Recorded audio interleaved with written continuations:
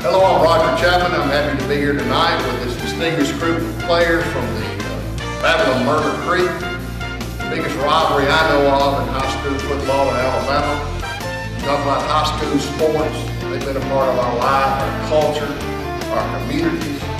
It's an Alabama tradition, but it's an American tradition about sport. And each Friday night, I tell you, I've driven across the state on Friday night and see lights. All the communities play high school football, right?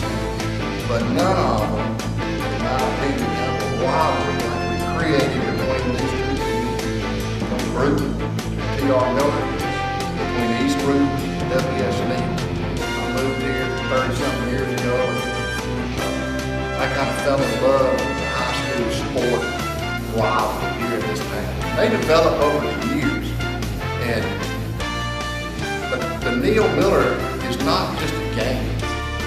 It's not even just a week.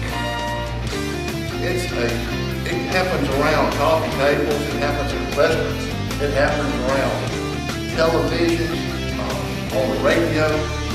It's something that just consumes the community when it's that time of year.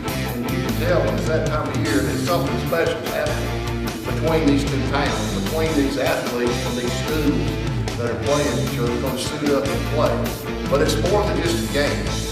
It consumes a lot of their life. They share stories from years to come. They watch films from years after the game was over. And it's an epic event for these two. And I'm very happy to be part of this and have these distinguished gentlemen here that played the game, coached the game. And I just want to ask them as we go around the room. We'll start over here with you, Greer. Tell us your first and last name, what year you played, and we'll kind of take it from there. I'm Greer Horton, played at T.R. Miller, finished in '69, and I looked like a tackle, but I was actually a running back. That was a special year too, wasn't it, '69? Yeah, we won a first state championship that year. Okay, '69 team, Greer Horton. I'm Jamie Riggs, and I graduated in 1974 and came back to coach as an assistant coach in the mid-'80s for 3 years, and then was head coach here at T.R. Miller from 1989 to 2015. I'm Doug Egerton. I graduated from W.S. Neal, class of 1981, and I played safety and tight end. I'm Jim Hildreth. I graduated from Miller in 1970, played football 66 through 69, and played wide receiver and defensive back. Ted Jennings, I graduated in '61, played for T.R. Miller, got to play in this game 4 times, won 2 and lost 2. Mike Godwin, I graduated in 1970, played from '66 to '69, I played left guard. I'm Keith Horton, and I graduated from W.S. Neal High School in 1979, played from '76 to '79, and I just played anywhere that nobody else wanted to play. I'm Terry Clark, and I graduated in 1963, and I played from '59 to '63, and I have the honor to say that I've never lost to a T.R. Miller team in anything, any sport, baseball, basketball, or football. Of course, that's not true. And I happened to run to Jennings down. I thought I'd burn you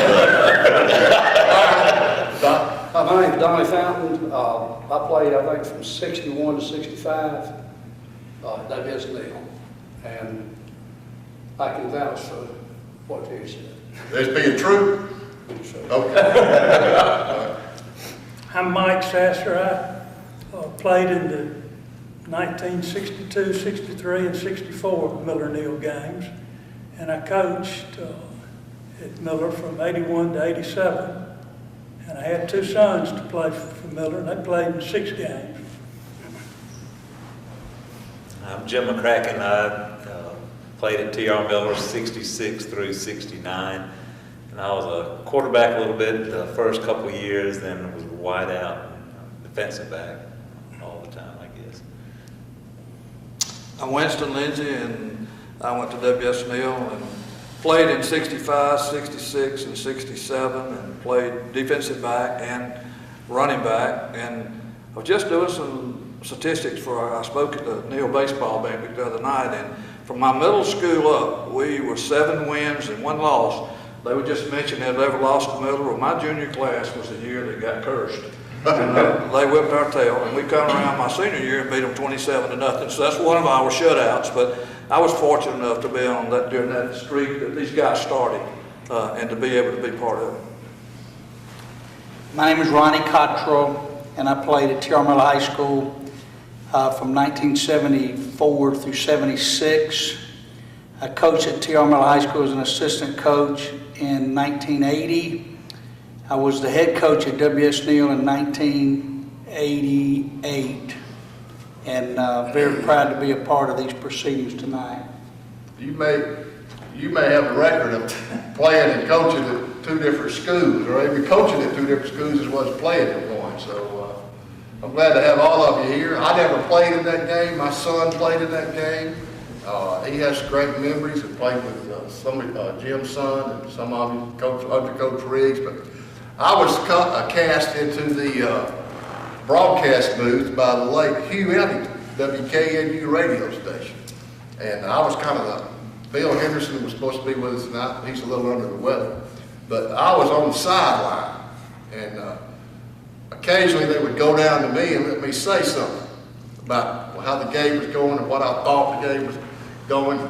We were playing, the story I want to share tonight, we were playing over at Buddy Taylor Stadium. And that stadium, if you know, y'all know it much better than I do, it's close. Everybody, you're right on top of the field. And for this game, you couldn't get around. You couldn't get around the concession stand area or the track area because people were just standing around. And I've heard tales about how the barrels would be on fire, keeping people warm on it. It was colder back then than it is now at the Neal Miller games. But anyway, this game, it was packed as usual. Miller was a pretty good favorite. I don't remember exactly what year it was. Bill and you were up on the Neal side in the little press box over there. And then people sitting, they couldn't come down. People sitting everywhere, and I was on the sideline. And we were supposed to win, Coach, pretty big that night, but we were behind at halftime. And we couldn't get our coordination together. I was trying to catch Coach Riggs before he went in and have a little microphone time with him, get him on the air. And he was on a commercial or something. Anyway, I asked Jamie, we were behind, and I said, what do you think, Coach? He said, we're going to be fine. We're going to be fine in the second half. If we come out and play like we should, we're going to be fine. I said, okay. We were behind, and Hugh had been kind of gigging me a little bit, you know, about what's it like over there, Roger, on the Miller sideline. It looks like they're not quite ready. But maybe they weren't quite expecting what they saw tonight. So finally they got around to me after Jamie had already gone in, and he said, well, I saw you talking to Coach Riggs. What does he have to say about the confusion? He said, tell you, we're going to be fine. Don't worry about it. Well, Roger, that's a pretty big talk over there, being down 7 points or 10 points. I said, Coach Riggs says we're going to be fine. We're going to be fine the second half. We're going to come back out and take this. Okay, that's Roger Chapman. He's on the Miller sideline over there. I said, well, okay. So they did the second half. We came back. I think we kicked off. They fumbled. We got the lead. T.R. Miller ended up winning the game middle ways through the fourth quarter, had a pretty good little lead on him. And I was waiting. I wanted to talk. But he wouldn't recognize it. So, as it got late in the game, Bill said, Hugh, I think Roger has something to say. And he said, well, let's go down to Roger Chapman. And I said, Hugh, I told you Coach Riggs said we're going to be all right. Look at the scoreboard, see if we're not all right. He said he didn't have much to say then. And I said, and you can look around too on your side over there. There's plenty of seats now. And that's it for Hugh. He said, well, okay, Roger, we better finish this game out. Well, I go over there to turn that's how big this game is. I walk over to turn in my headphone and my microphone. He said, you're going to get me killed talking like that. He said, I got to live in this town a whole year and try to sell radio ads. And he said, you got to maintain your composure. I don't care who's the heck. It's the radio station. I got to make a living in Brooklyn and East Brooklyn. I can't take a side. I said, well, I thought this was the T.R. Miller Football Network. They said, we are, but you can't talk like that. See, I gotta walk out there now and face these people. And he said, you make it mighty hard on me. This is a big game for a lot of people. I said, I'm sorry, Hugh. I'm sorry. I didn't realize how big it was. He said, well, next time, try to stay focused a little bit better. But I didn't realize, I guess, how big it was and what impact it had on the people around here who won that game and how you going to take it and talk about it. And Ted, I'm going to start with you and Terry in just a minute. You've been mayor of the town for 24 years, I think, and played in the game. So. Yeah, what kind of impact is it for the citizens? Well, I played, because my children all played in it, but it really, and y'all know this, it's the biggest thing that goes on, and I always told my children, I said, you know, you need to win at the Miller Neal ball game, because I said, you're going to be defined the rest of your life on whether you played in that game and won, or whether you played in that game and lost. And so, some of them won, some of them lost. They obviously, like they are now, didn't pay a whole lot of attention to the daddy when he was giving them that information. But my first experience with the Miller Neal game was when Bob Riley came here as a coach, and I think it was in '54. And I was got to be a manager, got to ride on the bus. We were going over there. First, I'd been to football games, the first one I was ever at.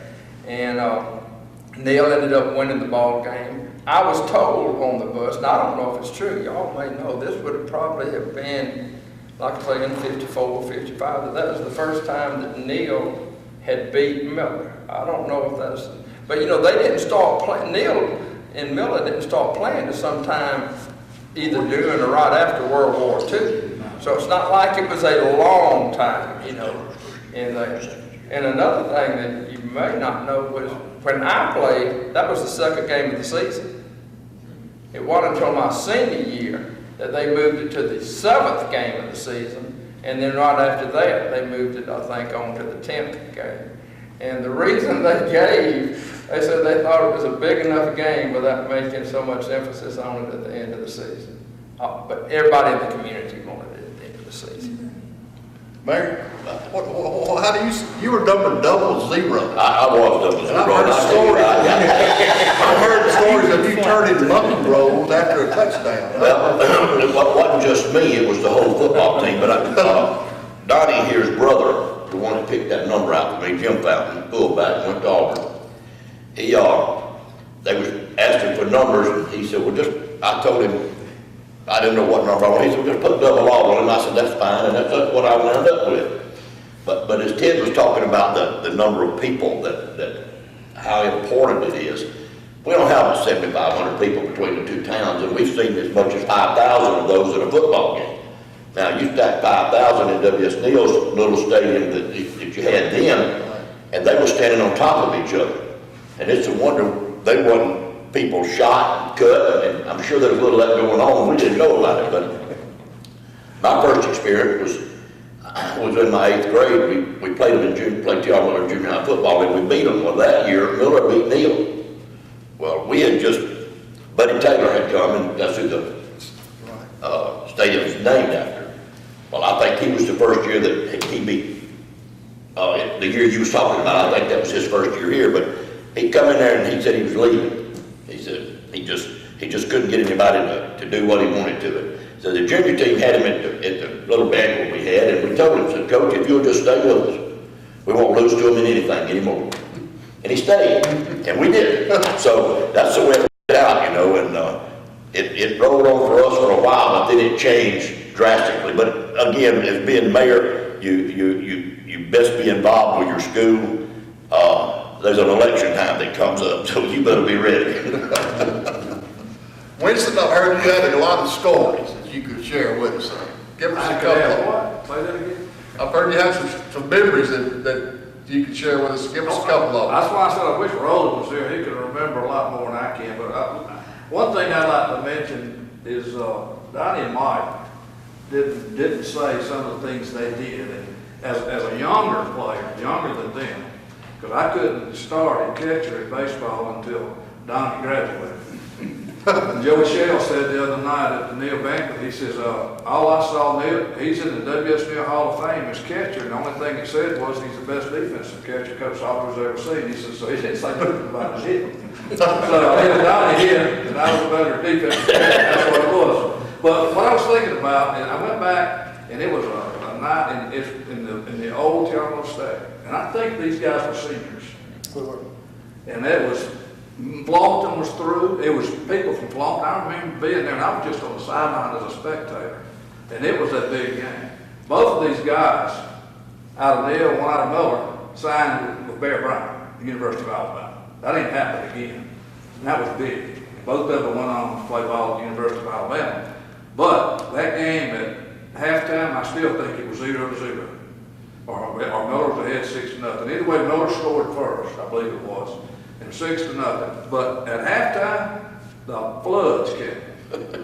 I mean, it rained as hard as you've ever seen, and you could see people didn't leave. I mean, they wanted to see how this game ended.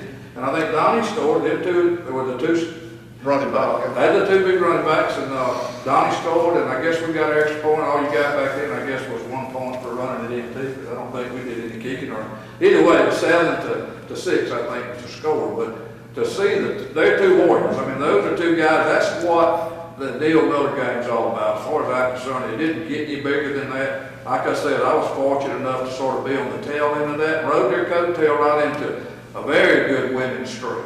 There. But these guys didn't say much about themselves a while ago, and that's pretty common for most of these guys. They won't.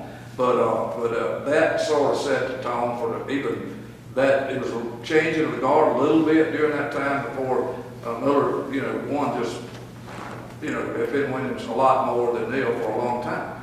But that night, that just proved what these two guys meant to their teams.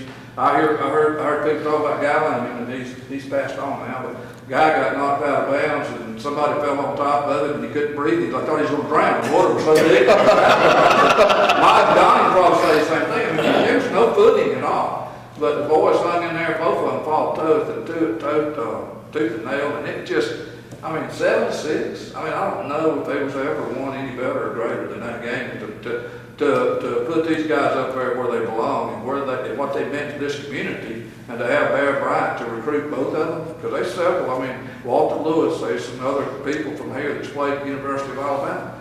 But these two guys meant a lot to me, just for a young kid. It gave me, I wanted to get out there and play, and do what those guys that did. I watched, we always opened every year with Foley.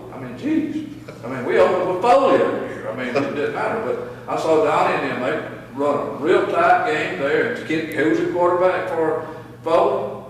Snake State. Didn't bother these guys, and they fought them. I think it was a real close score, but I think Foley beat us. But I can look back as a child then and see, I watched Snake State play in high school, and Donnie and Mike and these guys, and then you see Snake even in the pros. I've come along in a very, very great time of our history, especially of this. My God, what about it? Well, it's pretty big. What Winston said, that was a great game. I was in 7th grade, and that's the first year Miller, at our age, played Neal toe-to-toe. Up to then, for 3 or 4 years before, Neal had really embarrassed Miller pretty badly. And I think that sort of set the tone for the Miller in the 60s. So a year or two later, we were in high school. The year Winston said it was a bad year. It was the first year Miller beat Neal in a while. And we were freshmen. That was Mac Wood's first year at Miller.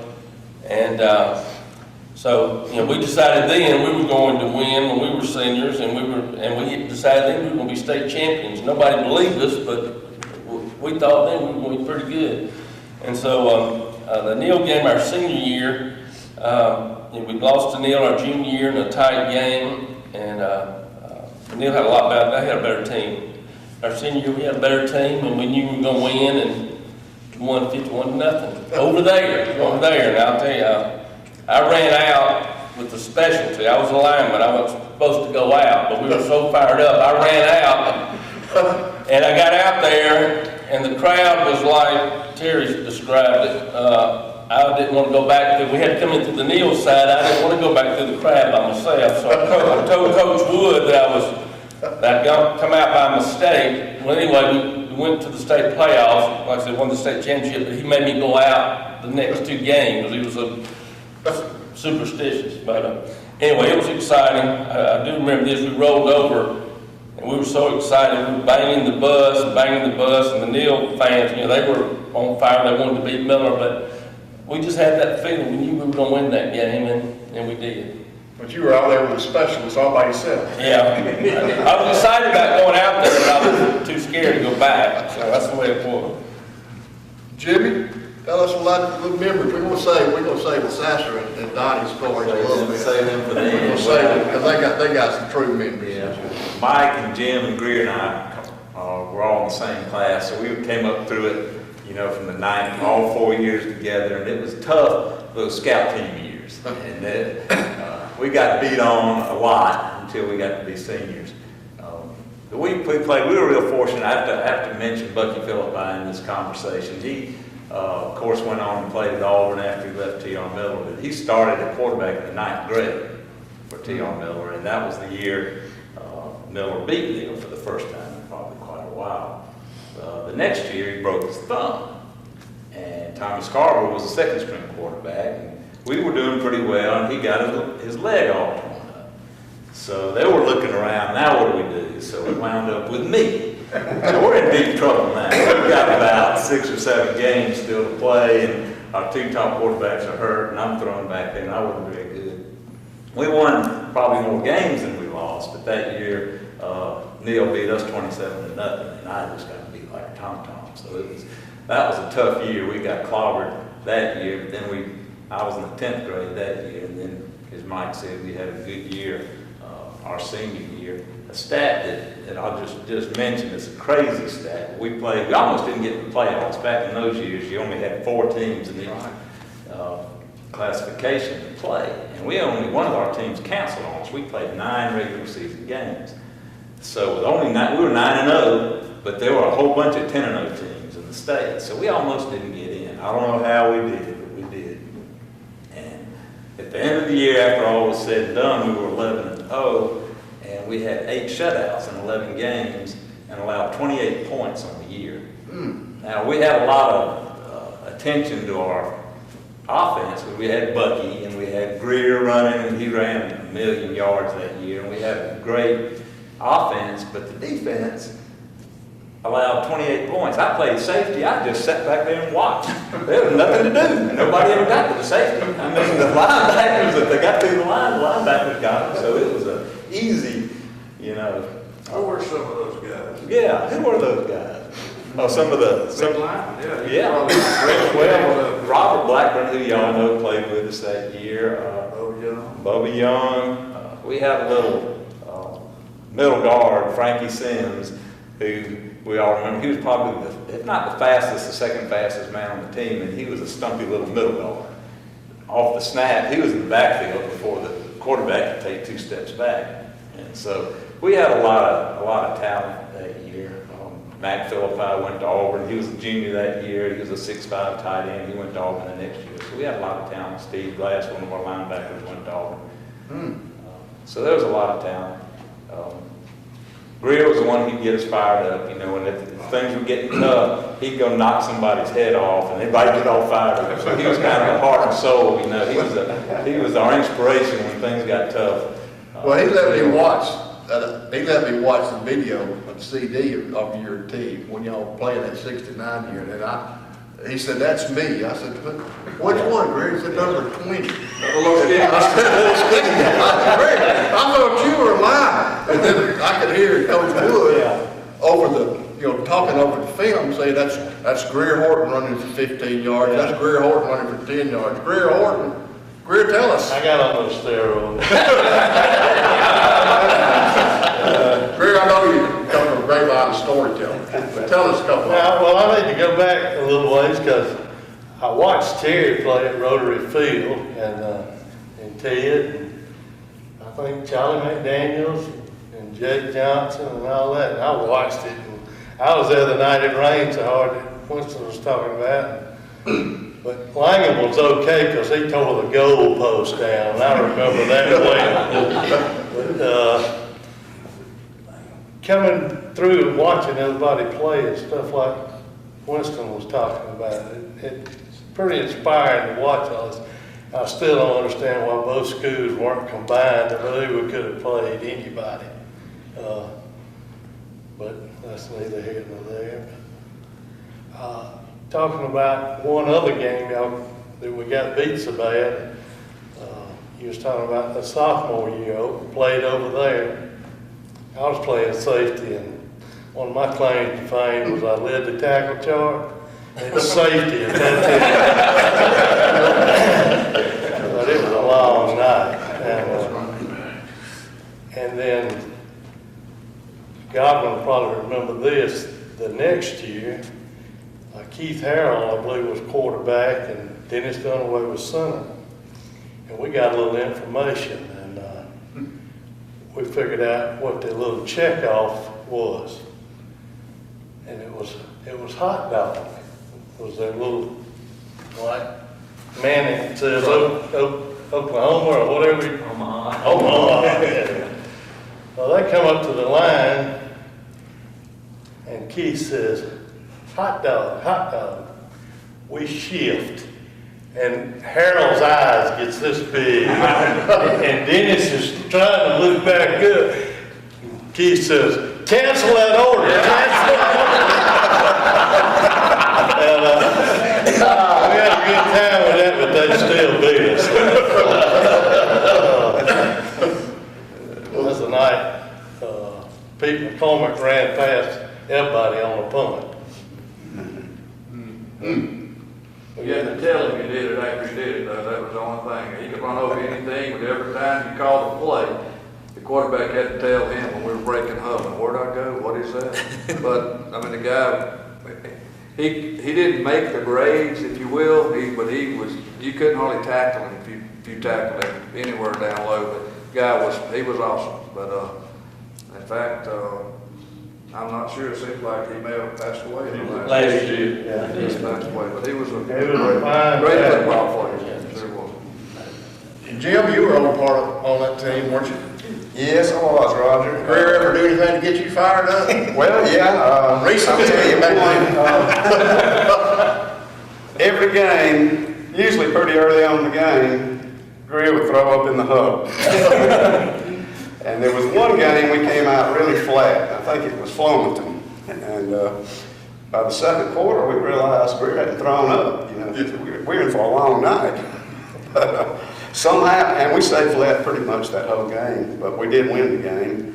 But there were just little things like that, superstitious things, you know, that we depend on. As mentioned earlier, Coach Wood was really superstitious person. And but you know, something I've thought about a lot since then is of all the friendships developed over, you know, especially playing against Neil over the years, and still friendships to this day.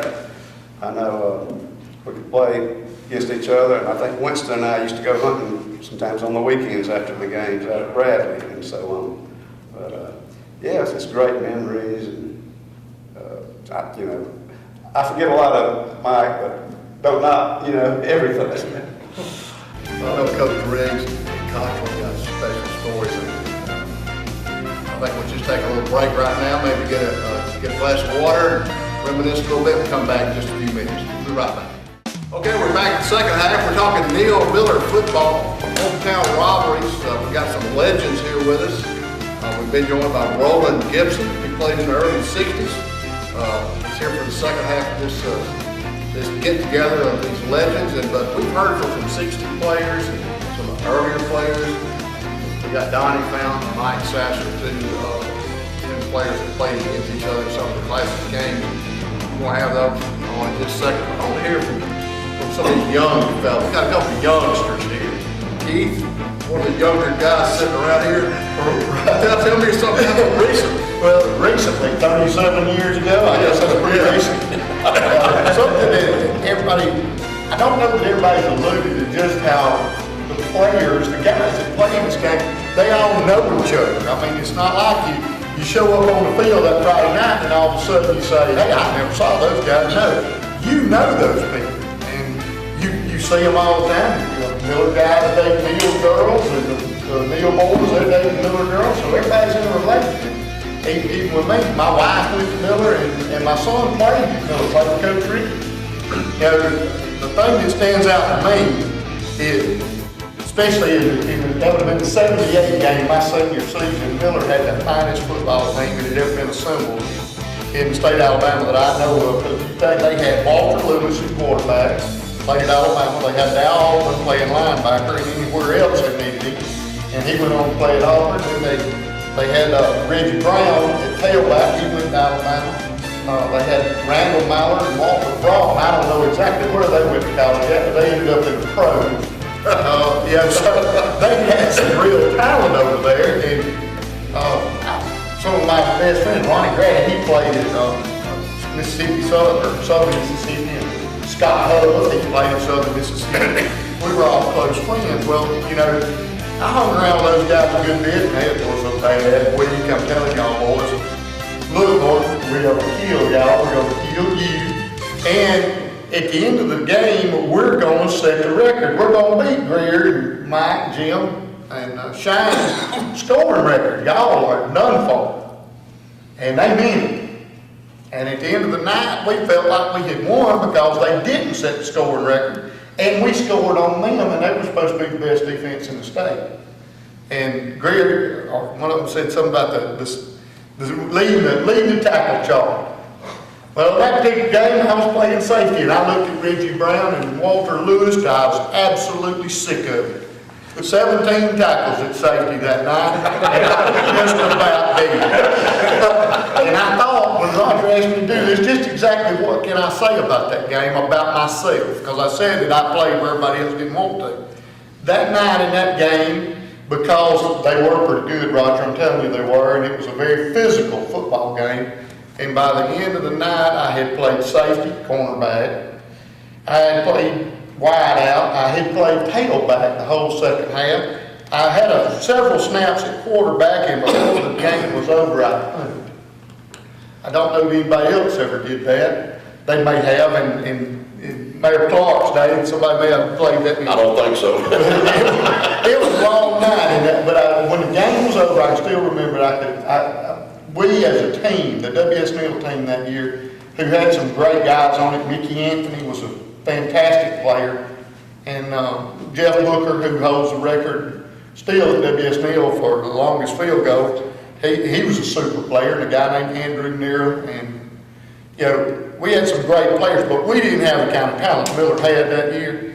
But we all were able to walk off the field and hold our head high because they didn't set the scoring record, and we did score on them, and it was a long night, Roger. Y'all scored, it was an upset. It was an upset because we scored. Well, what they do about the rivalry is looking around the room, a lot of people, I'd say everybody pretty much that maybe Rock, still lives here, still sees each other every day, and still, you know, works together, goes to church together. Well, I mentioned Ronnie Grady, Roger. My wife and him and his wife, it was Memorial Day this past weekend. We spent the weekend together at the beach. That's right. That's And part of those memories together. And Roland, tell us something you remember from the game. They say you know more than anybody. Well, I don't know about that. I was sitting here thinking about Mike and I, our first adventure against each other's opponents was in the 9th grade. We played them in basketball. He was in Andalusia at that time in a tournament over there. And I didn't recognize him when every night I'd go after we'd get through eating at the Eli Cafe, I'd go over to the townhouse and see how they did whatever. And Mike said, I know you. I didn't recognize him. They told me, that we played in the tournament together, and I remember him. It was sort of unique that night. I think he scored something like 19 points, and I scored 20 or something. And, like 1 point. One of those unusual situations, and came here, and then he wound up being a great athlete, football, baseball, basketball, all of it. One of the things that I just found out about 3 weeks before Homer Douglas died, I used to go by and talk to him all along, and he told me the story about how Neil started football action. Neil was losing a lot of basketball and baseball players to Miller because they didn't have a football team. And they wanted one, but they couldn't afford it. You talking about, in 1940, you're talking about the latter part of the Depression days. So they kept going to Mr. Mays, he was the principal, and Mr. Mike Mays. Is it any way, and finally he told me, he said, boys, look, there's no money, there's no funds for this. I would give anything, but all I can tell y'all, if you really want to play, just y'all walk on over there today and see if the coach lets you play the ball. So they, 17 of them walked over there. And they worked out with them. They wanted to keep 3. They all got together and said, we ain't doing that. We're going to have a football team, and we're going to all be together. And they walked back these 3 now from Neil to Miller, and with the old school, 2-story school was at. And they had a football. And they went outside and started practicing. Mr. Mays come out after getting ready to go home, and he saw them. And it just broke his heart. He walked out there and he said, boys, what are y'all doing? I said, we want a football team. And he said, what uniform for y'all do? We don't know, we might not play with uniform, but we're going to have a football team. So on his way home, that's all he could think about. He got to think about Castleberry. He quit playing 3 years earlier. I think it was in 1937. So he called Mr. Barrow. Y'all remember him, the old principal down there? It was after 40 years at least at Castleberry. He said, no, we'll never play football again. He said the Salter boy got killed, and that's it. Matter of fact, it was David Salter's brother. Did you know that? Did that keep him? Yeah. And he said, is there any way we can work out something we all need for? He said, y'all can have them. He said, because they'll never be used to. It's just a bad, bad situation. So he got one of the drivers, the buses back then wasn't county owned. They were owned by individuals, and they got paid so much per student to bring them in. And then they brought people in from the country on Saturdays to town. And he got one of them to take them up there, and they put all the equipment in there. And while he was up there, he said, now you know that Brooklyn don't play anymore either, you know. They went back from 9th grade, they don't play. They got equipment.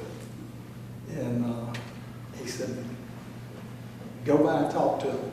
Principal, he told me who it was. They went out that way with us, and they said, yeah, y'all can have it, we'll never use it again, y'all can have it all. So Castleberry was blue and white,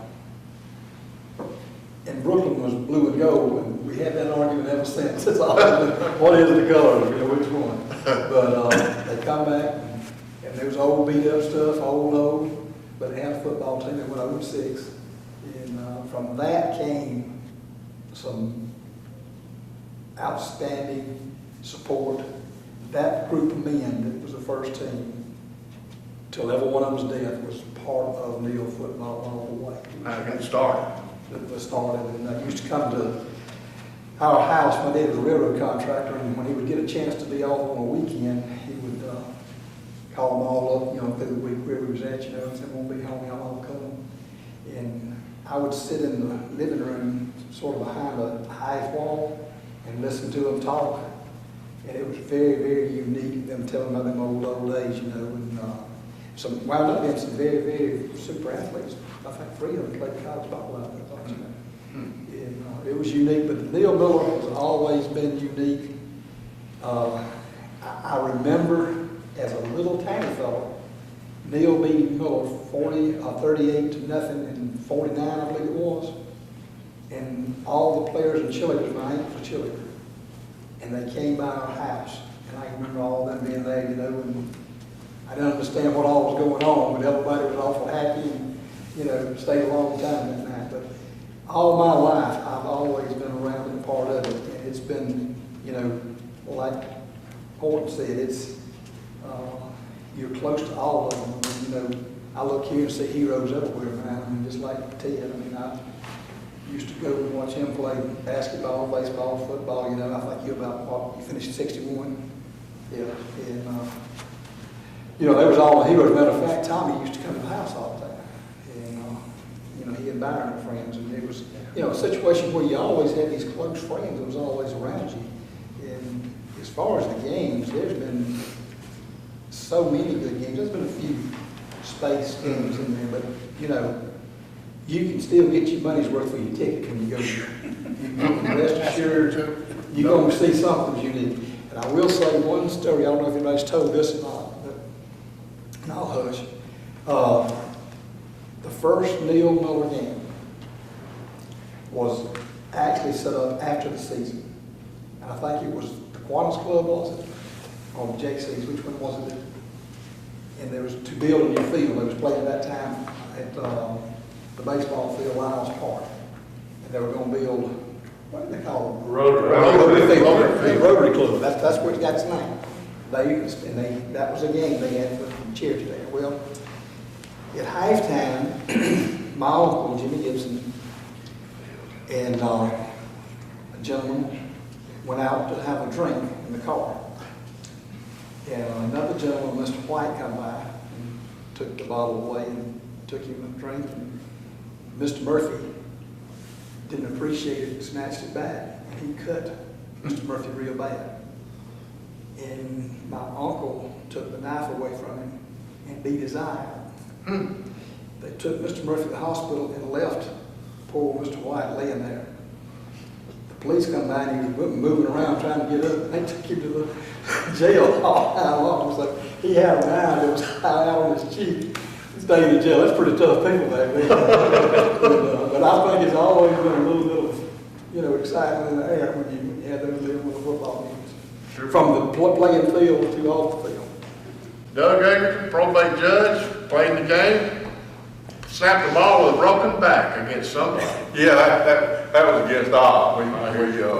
Keith and I played together on the same football teams there for a while, and what Keith said about him being on that football team and playing all those positions is one of the reasons is because everybody's getting hurt, and there they went. Keith stepped up, and I'm gonna tell you something. When you play a tailback against Scott Huff and Dow Altman at linebackers, the whole half, you played a football game that night, whether you won or lost, and they didn't hurt him, and he's still here. The whole idea of this whole situation to me is, you know, we play in the game and we get excited, and everybody wants to know who won your senior year. You know, did y'all beat Miller? Or did y'all do this? You know, and it didn't matter who won, how many games you won during the season, and it didn't matter about your record, because T.R. Miller could be 9-0 and get beat by W.S. Neal that had won 2 ball games that year. So you played at a different level when you played in that football game. When they dressed us out over there in our locker room and put us on that bus and put a police car with a light on in front of us and one behind us and drove us down Belleville and come to that stadium, and when those fans saw us, those lights coming, and they stood up and they drove us inside the stadium. They in that back gate over there. On the bus, full gear with your headgear on. You pull up in there, and when you see that crowd up there, and everybody up there standing on their feet and been up there for 2 hours, a lot of them waiting to get a seat to the football game. Right. Now, that's what a rivalry is supposed to be like. And I've had the opportunity to work within a 100-mile radius of Bruton a lot, and I'd be somewhere off somewhere, and I'd meet this logging crew or somebody, and them guys would say, "You say you from Bruton?" I said, "Yeah, I'm from Bruton." He'd say, "Y'all got a good football team up there, don't you?" I said, "We got 2. He said, they'd say, "Well, which one did you play on?" I said, "I played across the creek." You know, because that's kind of what everybody said, what team you're on. I said, "Well, I was on the team across the creek," and they're like, "Well, they probably got a good team, pretty good." I said, "Yes, to have a great rivalry, you got to have 2 great football teams." Keith brought it up, Roger did too. We went to school together. We played on teams from T.R. Miller and W.S. Neal. These industries around here that were full of people, Paper Mill, T.R. Miller, Alabama Ductile, all these guys, they looked so much forward to this ball game coming up that year. and they got real excited about that. But, you know, they didn't get to the point that some did, but it was just a real good rivalry, and that's what they look forward to every year. I would see somebody and they'd say, hey, what's Neil gonna be able to beat me on this year? Well, who knows? You know, it don't matter about my senior year. We came into the Miller game 7-2. Miller came into the game 6-3. 6-2. So, you know, we were a little bit favored in the game. We played the same teams pretty much, but we were a little bit favored. We were going to run a wing tee after halftime. I don't know if Neil ever ran a wing tee. I was going to be the wing guy, and we'd practice all week. We put the paper around the football field where nobody could see. Wayne Frazier was our head coach, and Mike Parker, they came up with this scheme. They said, look, well, I think we can beat them, but we got to have a little something extra. So we're going to do the wing tee, and you're going to be the wing man. I was a tight end. I didn't know. So they put me back there, and we ran it, but they said, we're not going to do it until halftime. We're going to bring it out at halftime. Well, they called a punt block on the play before halftime. I was a punt block guy. I went running in to try to block the punt, broke my collarbone. Shot the whole scheme. Nobody never knew what would have happened if we were under wing tee that night because I broke my collarbone. But I want to tell y'all too, I feel like it's, like I said, it's an honor to be here with the people that's here tonight because I know all of them, and when I'd be on these places and I'd be 100 miles from Brewton, and if I mentioned the name Ronnie Cottrell or Jamie Riggs, they knew who we was talking about.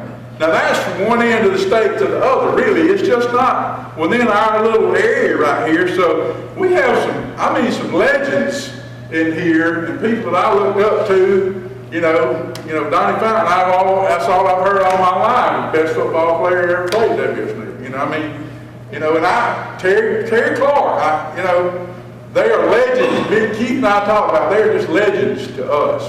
And I want to say that I'm proud to be here among this group, but we were up at the lake this weekend, Memorial Day, and Bryce was there. And you ain't gonna like what I got to say. But we were talking about Neil Miller football, and Bryce and them's team probably won more football games, coach, from the 10th grade to the 12th grade than any team that's ever been at T.R. Miller. But the last game of the year against W.S. Neal, they got beat. That's true. You remember that. It was one of the most electrifying football games I've ever been to in my life. And at halftime, it was 21-0 T.R. Miller, I think, or 27. And at the end of the game, Neal made a miraculous play, fought back, won the game.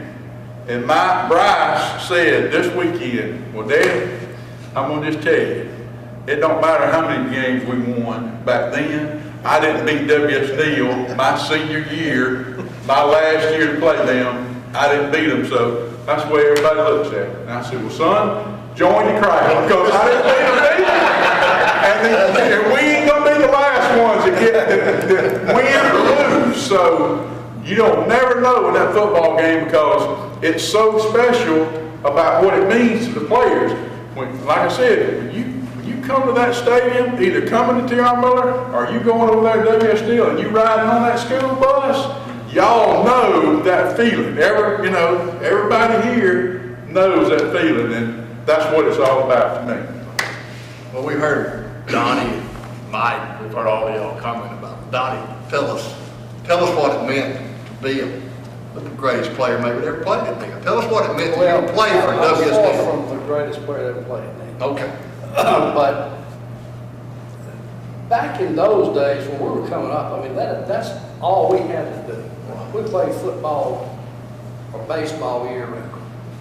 Football in the front yard out there. And we came up to time, you had Ronnie Golden, Ronnie Kirkland, Jim McGugan, Ellie Ashton. About the same time that y'all remember Russell White and Teddy Russell, and all those from Jay that came up here and played over here at T.R. Miller. Good boys, but good athletes too. We paid them to come. Do what? We paid them to come. I don't doubt that.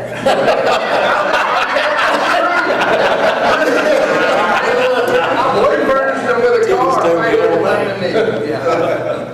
Never forget one time Dr. Philippi was taking me up in Albany. They started recruiting us a little bit then. Oh, Teddy went with us. And we stopped up there at a restaurant in Montgomery.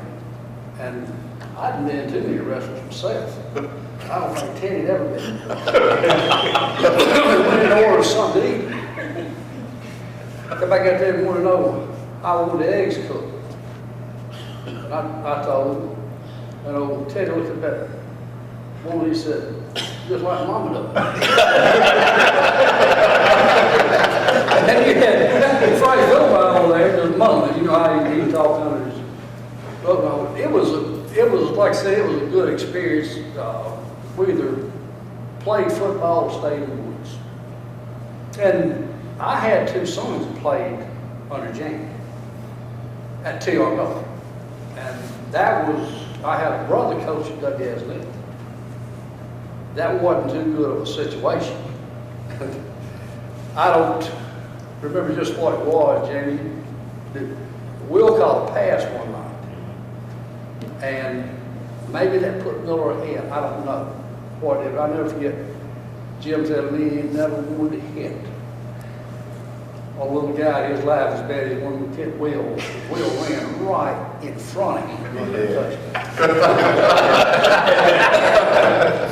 But I think the one thing that sticks out in my mind more than anything, I think that sometimes I think it was more pressure on the coaches and the people around town on that Miller Neal game than what it was to the athletes. And a lot of times that tends to be the situation. And while I'm talking, you've had a lot of good athletes come out of the two schools, no question about that. But I honestly say this about Mike.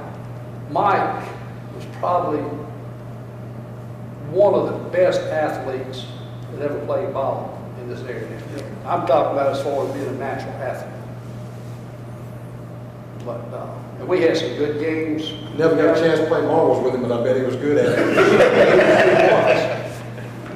And then I think that just like the coaching situation, I had a brother and a nephew that coached at W.S. Neal. But you take Frank and Mike and what Jamie Riggs has done and what all the dedication they've had to have in the high schools to put them where they've been has just been unbelievable. And we've just really got a great football town here.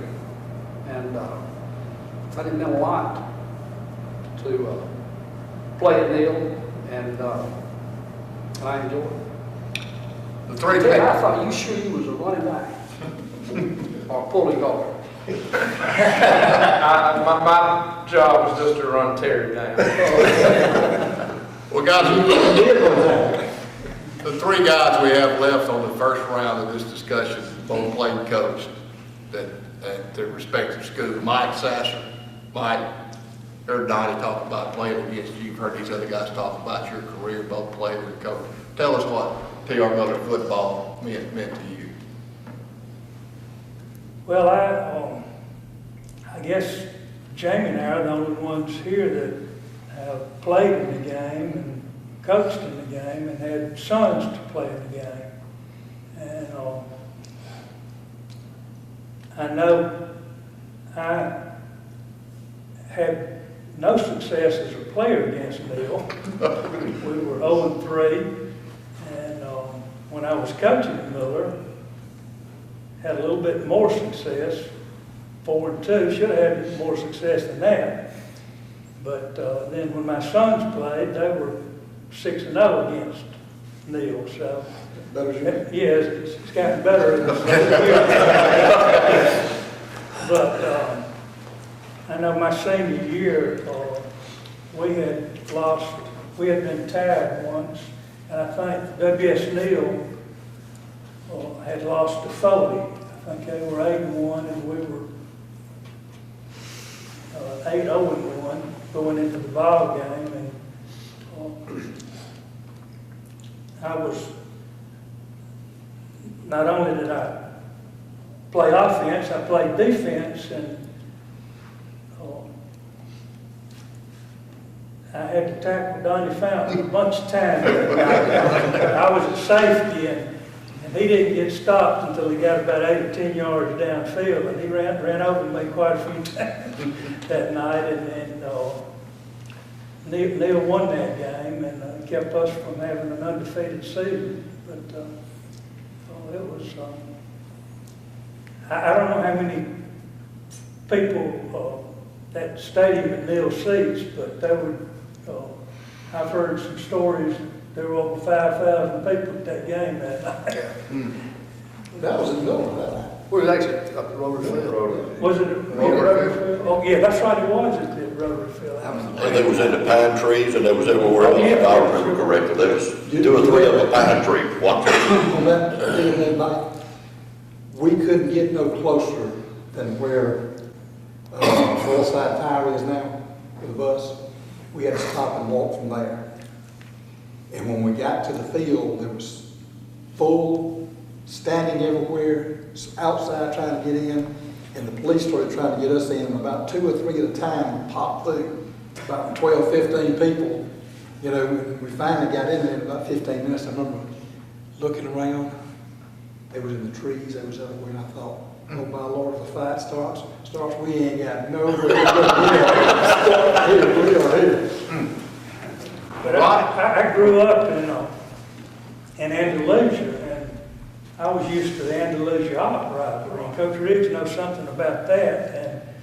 But I tell you, when I moved to Brooklyn, that 15 yards across Murder Creek from Brooklyn to East Brooklyn makes a lot of difference in that 15 miles from Andalusia to Op, because the rivalry between Miller and Neal is much more intense than that rivalry, and I couldn't imagine that. Ronnie, played for one school, coached for another. Unique.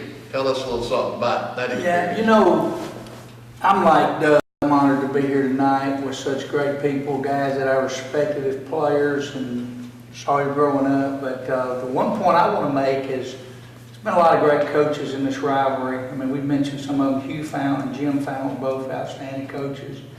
David Salter. Frank Cotton is the reason I'm coaching today. The man he was. And, of course, Jamie, as an alumnus of T.R. Miller, I thank him all the time for what he did for T.R. Miller. But one thing I want to just point out is you always remember the games where Miller wasn't supposed to win and they did, or vice versa. And I can remember the night Calvin Culliver beat Miller 22-6 over there, and I think the records were kind of backwards that year. Neal didn't have as good a year, but Calvin won. And myself personally, when I was a junior in high school, we were 2-7. In fact, I think you will look back. That's the last losing football team that Miller's had, probably. I think that's right, Coach Rick.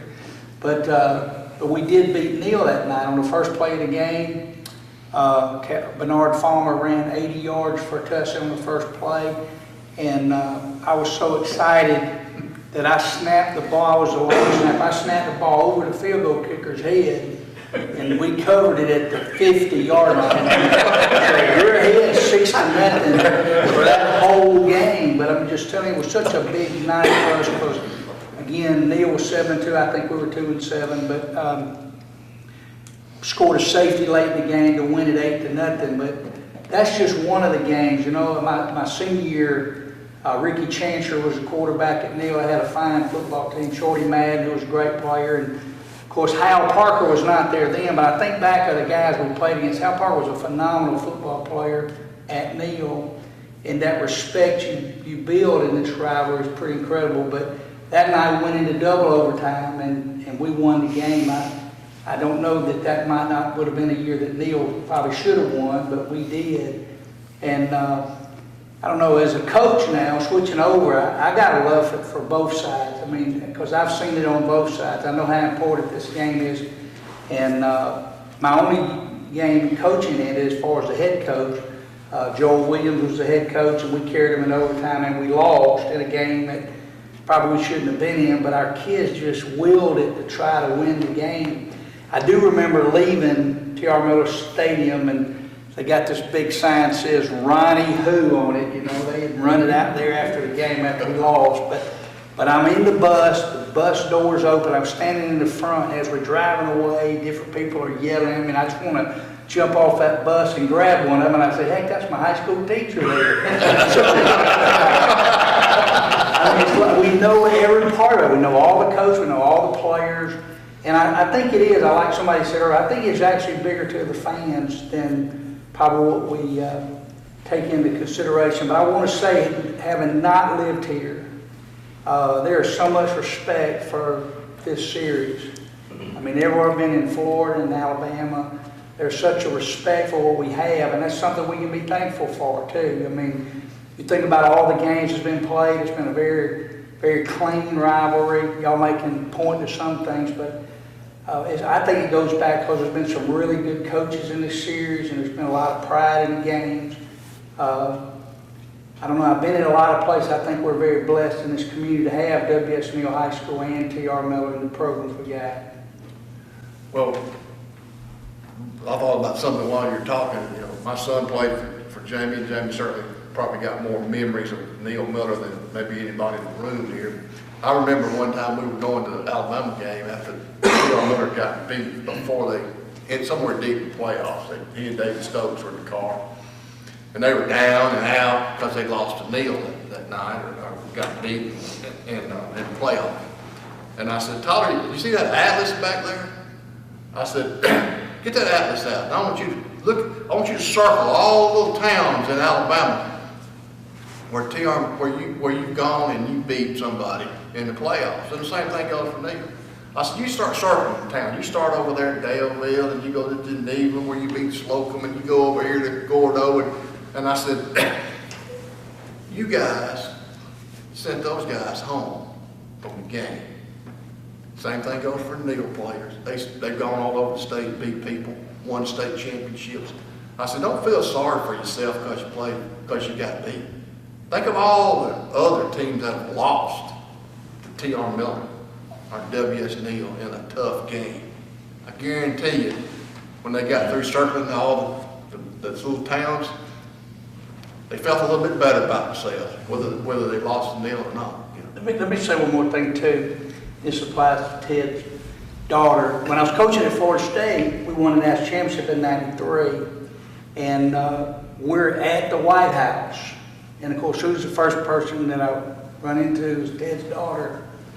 And the first thing she asked me about was a Miller Neal game. Gotta see who won. And so I'm just saying, it's such a big, big rivalry, and it's something we can be very proud of. Jamie, whether you saved the best for last, I don't know, but I know you got wonderful memories of this game, player and coach. Tell us a few of them. Well, first of all, I grew up in that time period when Ted was playing when we could never beat Neal. And, there was a period there in the late 50s and early 60s, and so that's what I grew up with. We just, every year, to have a chance to beat Neal was a big deal. And I remember when we won in 1966, first year we won in a long time, I mean, it was just celebration in the community, because it had been so long, we had taken a lot of beatings from some of you folks, and so that was a big deal. That's what I grew up with, and so even after we won that year, Neal continued to win, so the game became closer, but continued to win. And the year I was a senior, we won 35-6. It was a really big deal for me because we had lost 3 times. 3 years I was in high school, we had lost to Neal. They had 3 really good teams, and we had lost. So just to have a chance to beat Neal. So in the later years of the series where Miller, we had won more of the games, I understood the way the Neal players felt because I remember what it was like, to struggle to do that. And down through the years, I had great respect as a coach for the Neal players. because they were gonna play better than they had played the entire year. We would watch film, and one of my coaches would say, boy, the right guard's not very good. And I'd say, you know, don't even pay attention. Daddy Fitz played the greatest games he ever played. You know, sure enough, it would happen, you know, that would occur. And so, and I used to tell our players a lot of times, never underestimate how bad Neil wants to beat Miller. Never underestimate that, you know. You know, and my parents, you know, when we were down through the years, I'm talking about the parents of my players when I was coach, they'd worry, oh, so-and-so's going to say this in the newspaper, and he's going to, I said, how in the world can he say anything that's going to make Neil want to beat Miller more than he want to do, and make us want to beat Neil more than we do? And so it's really been a privilege for me to be a part of this rivalry. First of all, as a fan, you know, growing up, and then to get to play in it, and then to be an assistant coach in it and a head coach in it. And as Mike said, I had two sons that played in it. And so from all those aspects of it, it's different when your children play. I can tell you that it's different. I know it was for Donnie, you know, but it's different when they're playing, you know. And the other thing someone said that a while ago is about the pressure on people in the game, and really it is. It's a pressure situation for the coaches and the parents. I feel sorry for the parents of my players. Sometimes they're just beside themselves. They just couldn't handle some of that. I didn't think so. But in the mid-1990s, Miller and Neil both had great teams. And the game to me that I always think about is the 1995 game, because we were both undefeated. Mike's son Scott was our quarterback. We were both undefeated. Neil had a great team. And we had a terrific season. We were both undefeated, and we're going to go over there and play at Buddy Taylor. And of all the places I coached and played, there's not a better place than that to play a football game. It was terrific. It was so small, and it's so loud over there. I just love playing over there. And there are some unique things about that stadium. We all remember this. Now, down there by the scoreboard, down there by the bus shop down there was a big old pine tree. All right. Well, about that time of year, for whatever reason, there'd be green pine cones that had fallen down there, and we'd warm up on that end, and the kids would go over there and find them green pine cones, and they'd throw them at us while we were warming up, you know? And just stuff like that just made such a special place to play. But the 95 game, we were both undefeated, and I'll just tell you as a coach that it was a horrible week because everybody's driving me crazy. It's all anybody's talking about in the community. Everybody's wearing, everybody would wear their colors on Friday. Well, they started wearing them pretty early that week. And it was just a crazy, the whole community was just nuts over this game. And we literally could not get to the field. We literally had to push people away to get to the field. And the old fence was still there, and they kind of leaned pushed the crowd, and pushed the fence over the stadium had been full for a long time now. And when the game started, the officials stopped the game after about 2 plays into it, and it came over to the sideline. They told me, the official says, we cannot hear our whistles. Nobody can hear a whistle out there. So just tell the players, they're going to just need to stop.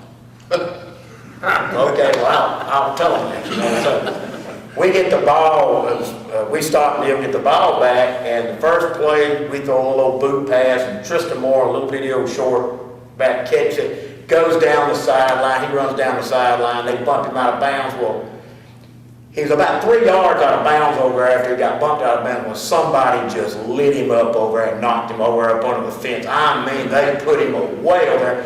It's right in front of our bleachers on our sidelines, and our fans just went ballistic. They went crazy. Now, they could just about help him up. All they had to do is lean over the fence a little bit and spin him down there, but they're just going crazy. Well, they didn't throw a flag, and the old referee was kind of chubby, and he was jogging back, and he'd come over there by our bench, and one of my coaches said, you need to get your fat anatomy down there. He didn't say anatomy.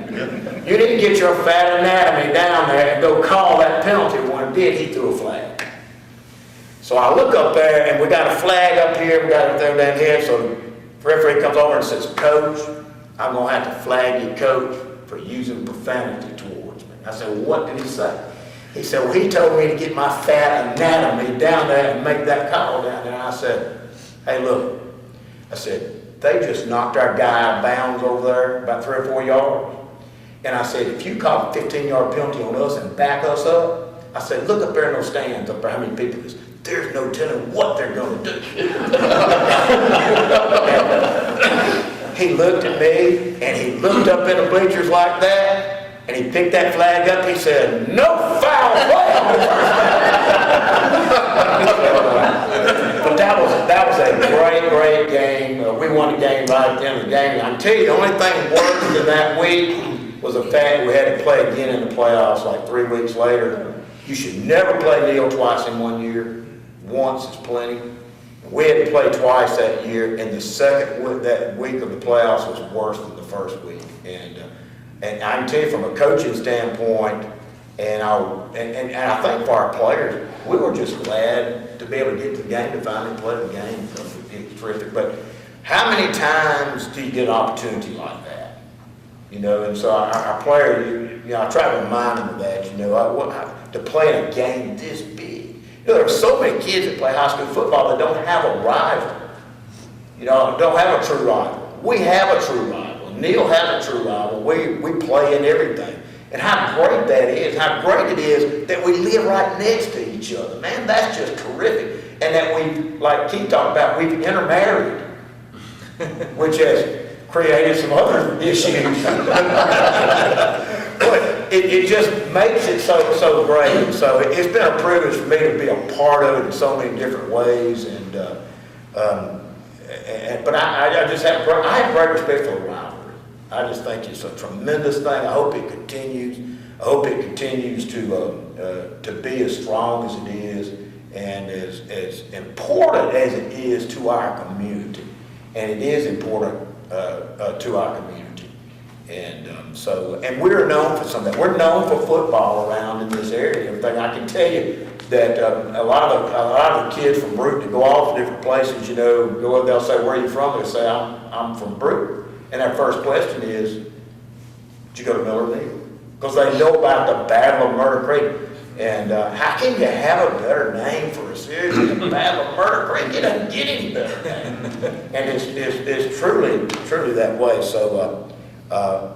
It was fun for me to watch these guys growing up. The 1964 game I remember was a tremendous game, and it really put some spunk back in the rivalry. So I hope it'll always continue this way. But like I said, I've lived in Alabama all my life. I didn't grow up in Brewton, didn't play here, but wherever you go, like you said, wherever you go on Saturday morning.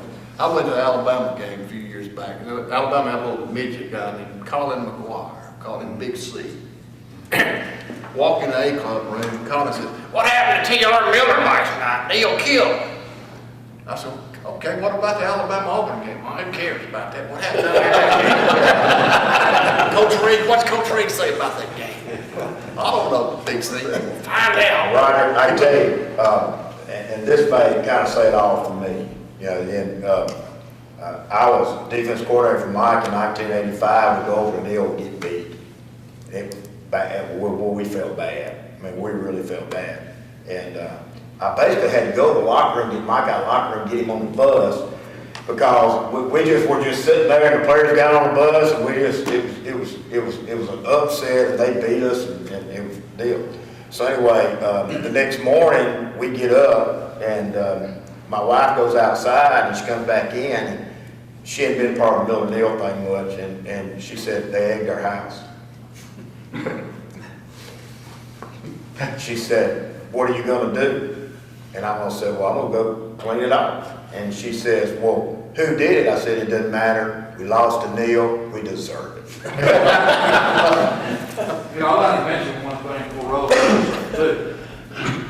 This guy right here has got a record that very few guys will ever have coaching high school in the state of Alabama. And it's to have him in this community and to do what he did with the years with T.R. Miller coaching, that's a great honor to have known, watched him do that. And how many state championships? 4 state championships. How many coaches coach your whole career and retire and never get one? Not even have the opportunity. I mean, there was some other close ones you wouldn't even want to talk about, but it's like, I congratulate him. He just retired, but you don't want to forget what he set a standard there. Set the bar pretty doggone high at T.R. Miller. So. Well, I got a hat, Winston, to talk about. I want to mention it, but I know Neil's had the series when they've won 10 games in a row. Miller's gone 10 games in a row or 8 games.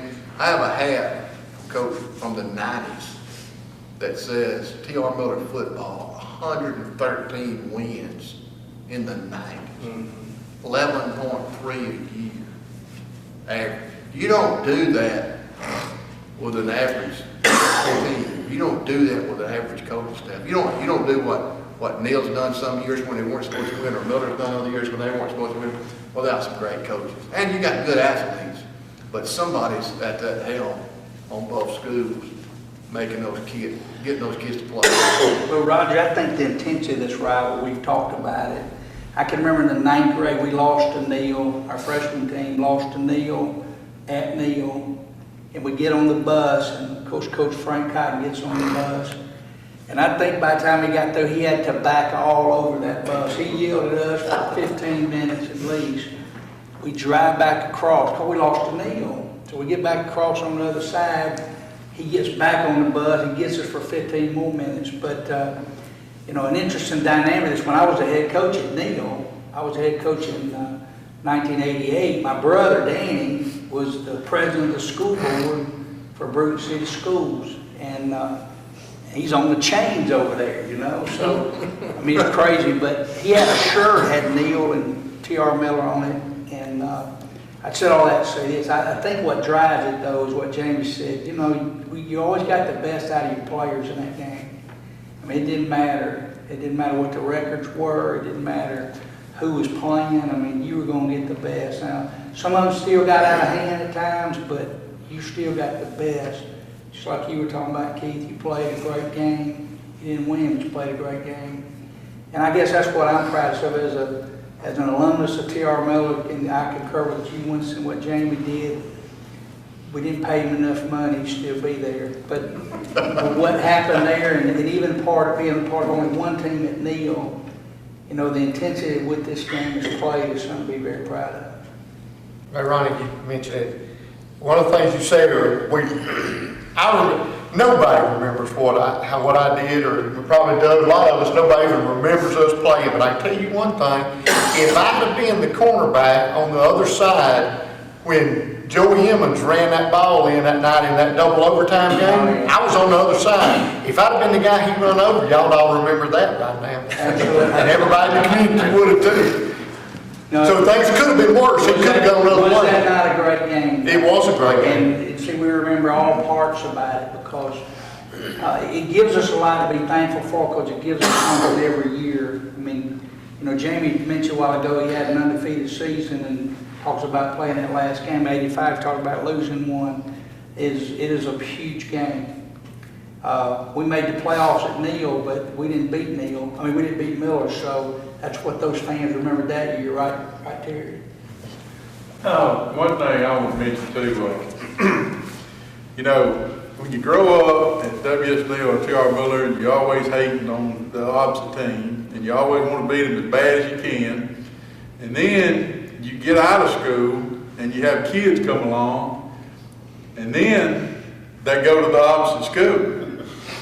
And I remember, I will never forget the first time I walked up them stands at T.R. Miller High School and sit my big butt down to root for my boys playing T.R. Miller. And it was uncomfortable, man. I mean, you know, it wasn't just me too. The people saw me walking up there, they were like, what are you doing over here? You know, but that's all a part of the whole thing. It humbles you to be a part of this rivalry because you have to. Your youngins out there playing, it don't matter what team they playing for, you're going to be for 100%. I did good, didn't I, Coach Rick? I did good. I supported those guys 110%. They had great, I got a boy that's got 2 state champion rings on his hand right Red ones. Red ones, yeah. And nothing I'm more proud of than both of those two boys and where they played football. And, you know, well, I take that back. That time James got kicked out of the game in the playoff game up there. The worst thing could happen. The guy and James kept chicken fighting out there on the end. James in the corner, and the guy, they run out there and bump each other. And every now and then one of them would give the other one a little bit more, you know, whatever. But just so happened the referee happened to be watching James when he was the last one that did that. Well, he threw him out of the game. And Coach Reed's like, son, you the last person I'd ever believe got kicked out of a football game. T.R. Miller. Well, you know, it was hard enough getting over that, but the Sunday morning at church, the preacher said, James, stand up, son. He didn't know what was going on. James stood up and said, I want to tell everybody, look at this young man. I want y'all all to be proud of him because they played a football game and the preacher had no idea that he got kicked out of the game for bad sportsmanship. You know? And I thought, I don't know what he's doing. He don't know what happened. You know, everybody was talking about it. James got kicked out of the ball game. You know, James got kicked out of the ball game.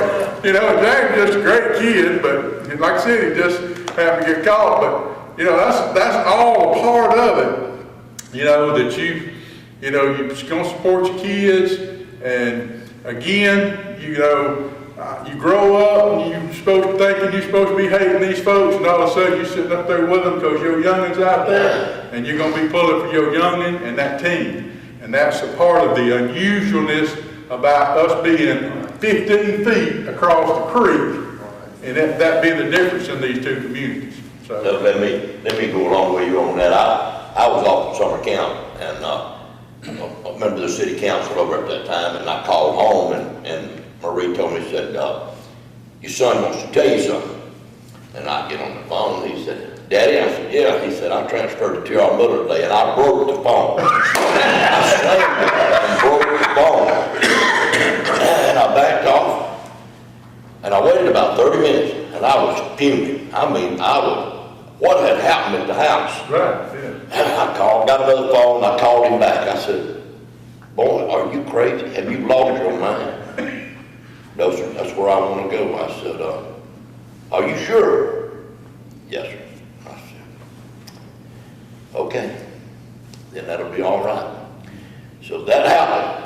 Well, I had one at Neal and one at Miller. And we parked our cars on the Miller-Neal game behind the house because his best buddy lived right across the road from us, and we did get egged, okay? That was okay. And he played for Sasser. I'm glad he changed his mind and came to Miller because I think he caught 46 passes the same. He caught a bunch of them. But anyway, and he played on the team that lost 6-3, that wasn't supposed to lose to over at Neal. And I was sitting in the stands on Miller's side.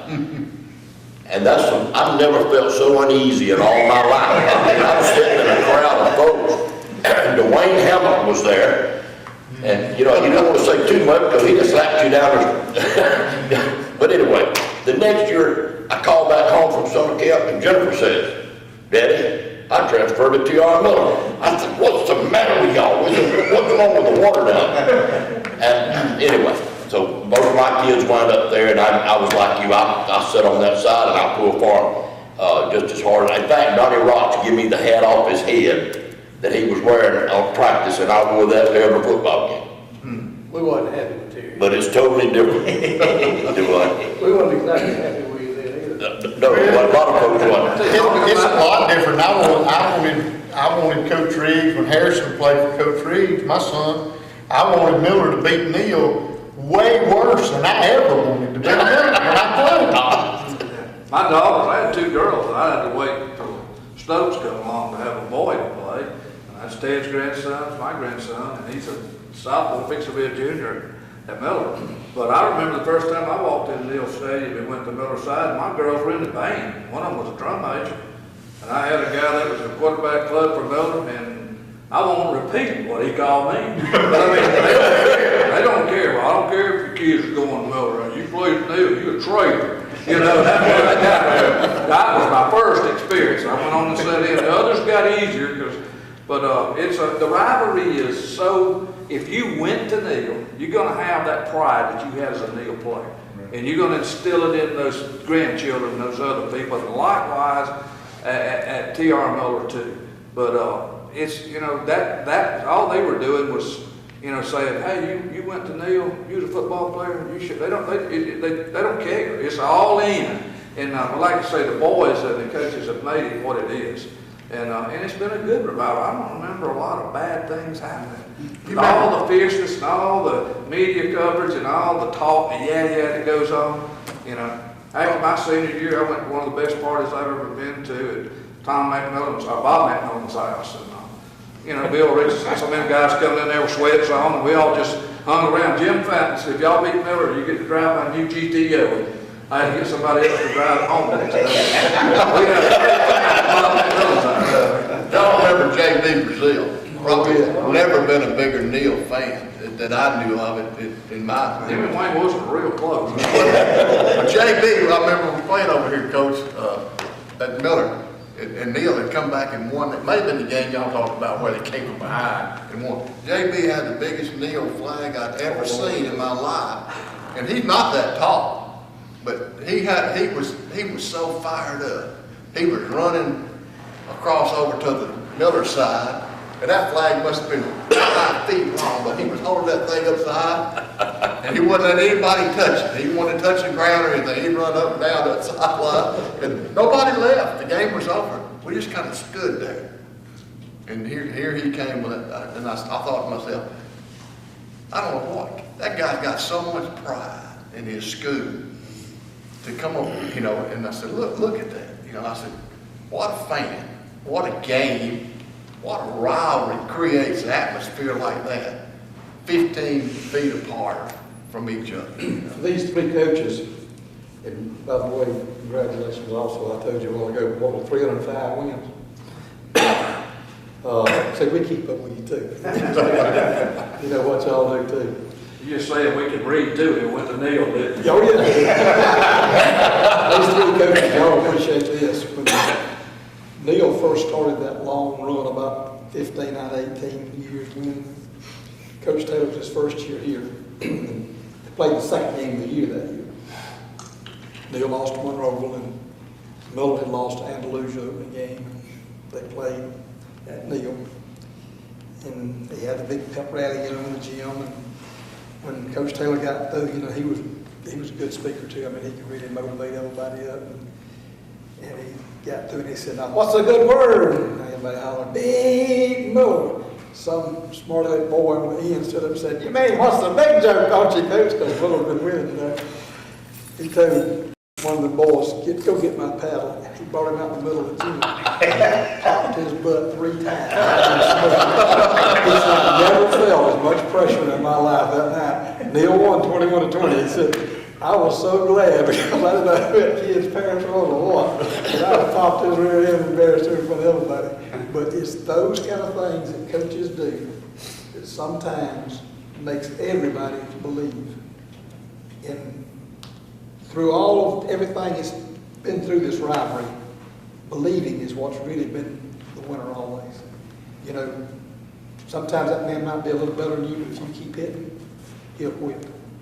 And it's a will, and you'll see that on both sides. I mean, because you don't want to quit. It's not like Flaunton or Monroeville or somebody. It's different.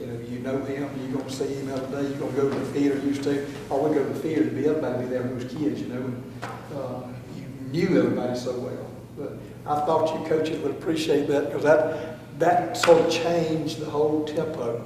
Well, they only won 1 and lost 8 the first 9 games.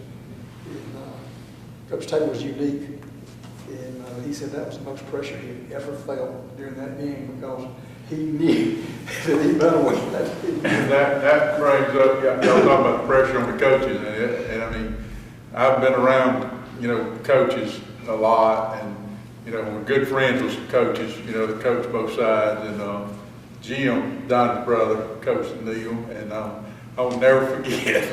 Jim, he's kind of not a man of a lot of words, and one day I saw Jim, he already announced that he was leaving, and I said, I always called him Coach, you know, I said, Coach, you leaving? He said, yeah. He said, I reckon they want somebody else because I can't beat Miller. I said, Coach, can't nobody else beat Miller right now neither. I mean, so, you know, he's like, you're right. He said, but they don't think about that. All they think about is they want somebody that they think can beat Miller. And, and he said, well, I hope they get somebody who can, like that. But what I told him is, look, right now, nobody else is beating them too. The record kind of speaks for itself on that. And he's like, yeah, you're right. But a lot of pressure on these coaches because they know the game of the year that they got to, really do their best. And I know you ain't supposed to look way ahead of the football games, but you can't tell me that you hadn't thought about playing W.S. Neal after the second ball game of the year thinking, ooh, gosh, a little bit worried about the end of the year, unless we pick up some. So it's something that stays back there, I'm sure, in the back of the coach's mind the whole year. And what they got looking forward to. I got to find out that one of these assistants, every time I've ever talked to him, when they were going to play at Neal, and Jamie just said he loved it. He loved the atmosphere. But Jim Hart, he would say, I hate going over there. I dread going over. I hate worse than anything. Jim. And he'll tell you that today. He said, I hate going over. Jim would tell me I was up in the press box and I'd have been broadcasting the ball game, and he'd say, you watch for me coming up. Don't you let them get me. Don't you let them get me. I'm not going to bother you. Come on. He was scared to death coming up that walkway to get up there in the press box. I laughed at him. Well, my senior year, I mentioned it earlier, we played in double overtime, and Ronnie Kirkland was the head coach.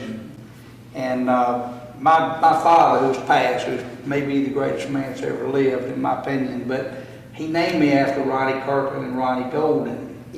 And so I've always been kind of deep-rooted on the Neal side too, but I said all that to say this. That night, Horace Bradley was one of the backs at Neal, and the Madden guy, Shorty Madden. Ron Brown, and of course, we chased Chancellor all over that field, but the next morning after that game, Ronnie Kirkland called me and told me that I played a fine game. And it meant more to me than anything, it was just a classic thing to do. And see, that kind of stuff happens here. I don't think it happens other places. I mean, this is such a rivalry that's bigger than all of us. And it's just something that we all have memories about, but I'll never forget that man calling me and saying what a good game we played. Because I couldn't even get out of bed that morning. I was so beat to death just from trying to tackle guys bigger. And but it meant a whole lot. So I could follow up on something that Coach Riggs said earlier. When my kids had gone off to college, and they would come home on the weekend, and we slept 19 at my house one night. They'd bring all these boys home that had come out of Montgomery and Birmingham and Huntsville and that area. And they would talk to me about that they wish they had had the opportunity to play in a game like the Miller Neal ball game. That where they were, that nobody really comes out. A lot of times they had, because of crime or whatever, I'd have to play in the daytime. And you could see it, and they weren't just saying it. You could almost see tears in their eyes. So they'd give anything to have been able to play in a game like that. And it's pretty emotional talking to them. We named off a lot of good Miller players, but boy, some of those Neal guys stick out in my mind, like Jerry Wayne Steele, went on to Southern, and Turkey Dubose, Tommy Trimmer. And the hardest running one over there, I ever tackled with Jimmy Clark. He was awesome. I mean, I'm still scared of James Hicks. he used to be the officer to go with us sometimes, the away games, and I would stay away from him. I'm still scared of James Hicks. He took me to the second fence, like you said, on Neal's side. My helmet went up under the fence part. He was good. He was big too. one thing I was gonna say a while ago, and I lost my train of thought a little bit, but once you went to Neil, and we was talking about pride, and I spoke at Neil's baseball banquet the other night, and that's one thing I told him, enjoy the moment. You're gonna look back one day, and this is gonna be some of the best times of your life. Give it all you got, enjoy it, support each other, because this is your family. That football team, that baseball team, that basketball team, that's your school family. And then you're gonna go out and you're gonna have your own family, and it's still a family. But like, I went to Neil, but right now, I mean, and it's just, people don't mean nothing by it because they knew I went to Neil. I've been living in Bruton since my daughter, who's 43 years old, started to school at T.R. Miller, and I'll meet somebody that I've been going to ball games at Miller forever, and they said, how did Neil do Friday night? And I believe you, I spoke to them guys the other night, so I said, look, I hate to lose in the game of business. I hate to lose a deal, and it all started back there with that pride. You carries right on into what you do in life. You want to be, you're proud of yourself, you're proud of your accomplishments. And one of the best things that I was telling them, I got a boy that I played baseball with, and they literally got run out of East Bruton, literally. His dad died of cancer, his mom got in a bad car wreck, and those guys got off on the wrong track, and they leagues in Elkhart, Indiana. I get a call and a birthday card every year, April 1st. And that's just from a teammate that enjoys. He told me, he says, man, I saw Jimmy Reese. He was a good football player at T.R. Miller, and he was on that team that beat us my junior year. I think that was the first year they opened the new stadium. I may not, but it might have been the second year.